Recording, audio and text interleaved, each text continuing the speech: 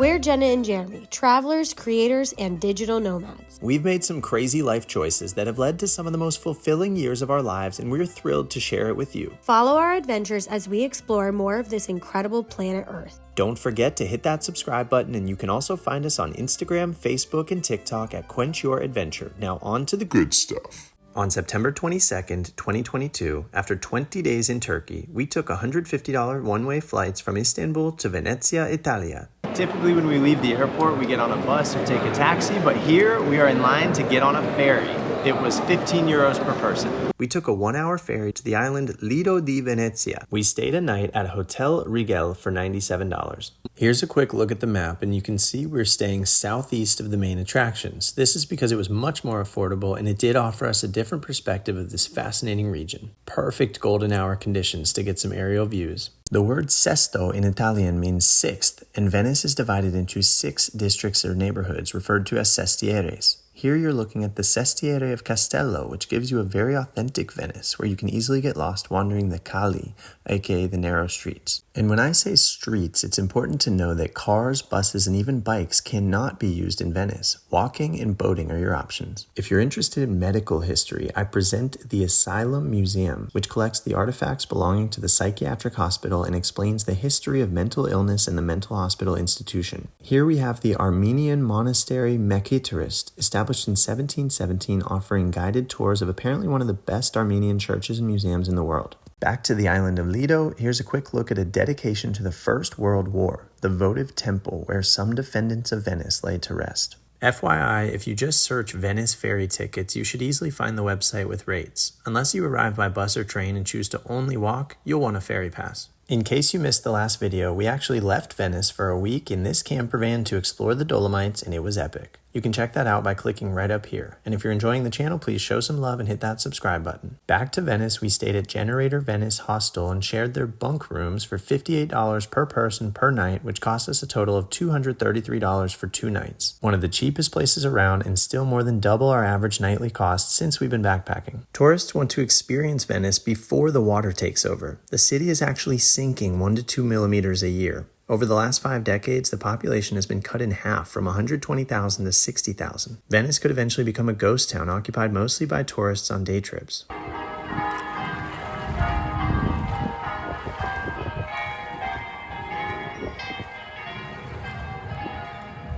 St. Mark's Square, the Basilica, Doge's Palace, and the Bridge of Sighs are the most visited spots in Venice. Why so many churches? Religion is a huge part of the Venetians' history. The city used to be less connected. Each island had its own community and place of worship. Building a church is also a way for a merchant to show their wealth. Did I mention the floating city came into existence in year 421 AD? I love this shot. All the attractions previously mentioned, plus the display of gondolas lining the wall, and yes, the Dolomites in the distance jetting up from the horizon.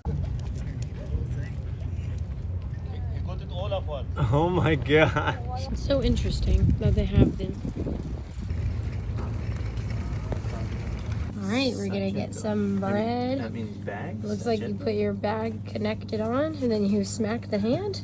High five. Yeah, give me that bread. There. Oh, Yay!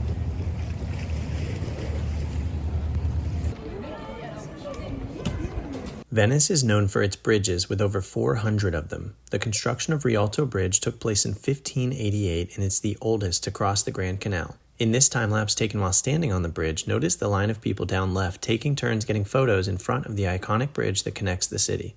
The Bridge of Sighs connects the palace to the prison, and it's the sighs of the prisoners taking their last look outside that give the bridge its name. It's the only covered bridge in Venice, and apparently if 2 lovers kiss under the bridge during a gondola ride, they will share eternal love. We're going to try, but it will take an eternity to see if it's true. We booked our gondola ride using Get Your Guide, and it's linked in the description. After a nice 15-minute walking tour with headphones and live commentary, we boarded a shared gondola with another couple and enjoyed a 30-minute ride. This tour cost about $32 per person, and it was definitely worthwhile. The gondola prices are regulated, so you don't need to shop around and you can't negotiate. A private tour is 90 euros during the day or 110 euros after 7 p.m., so it would have been $60 per person for the private evening ride. By the way, it does not seem necessary to book in advance. We went on a 4 p.m. tour, but a morning ride might be less crowded and more peaceful. Our gondolier didn't speak much, but I'm sure this experience varies depending on the person, and it's not expected to tip, but of course you can if you like. Gondoliers actually earn as much as 150 grand a year, but it's a very expensive place to call home, which is part of the reason for the serious population decline.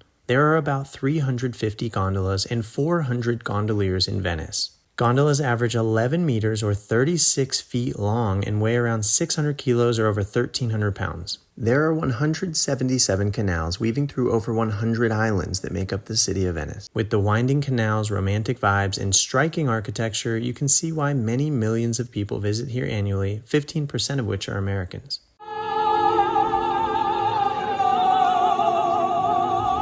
The St. Mark's Bell Tower, or Campanile, was built in the 12th century and collapsed in 1902 before being rebuilt. In the Middle Ages, providing the finest bell tower was a sign of wealth and competition. Masks were worn to hide yourself during activities of ill repute, especially by the church standards in these days. Doge Vitale Faliere's tomb is in the basilica, in which he consecrated over 1,000 years ago. The first woman in the world to receive a degree from a university was born in Venice in 1646. The world's first public casino opened in Venice in 1638. Venice was an independent empire from 697 AD to 1797, over 1,000 years in total. Venetians ruled all the way to Crete and along much of the Balkan coastline. They controlled ports in places like modern-day Zadar, Croatia, and Kotor, Montenegro.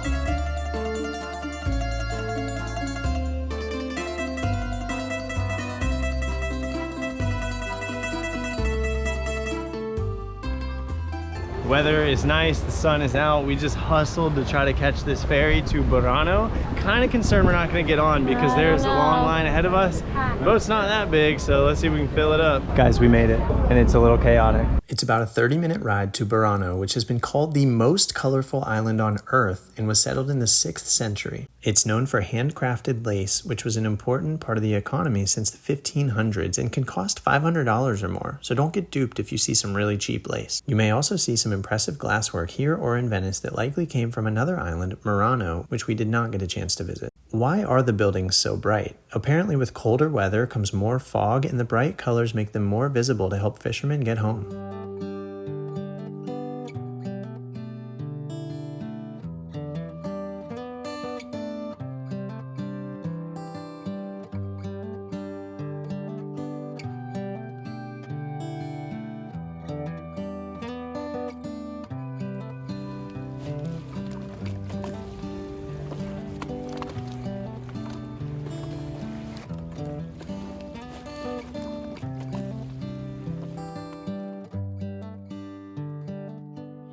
Doing a tour earlier today that was telling us about all these platforms. We realize it's about the flooding. They send out alarms throughout the entire Venice area. The longer and louder the alarm, the higher the flooding will be. So these are going around all through town to get people from place to place, even when the flooding is really bad.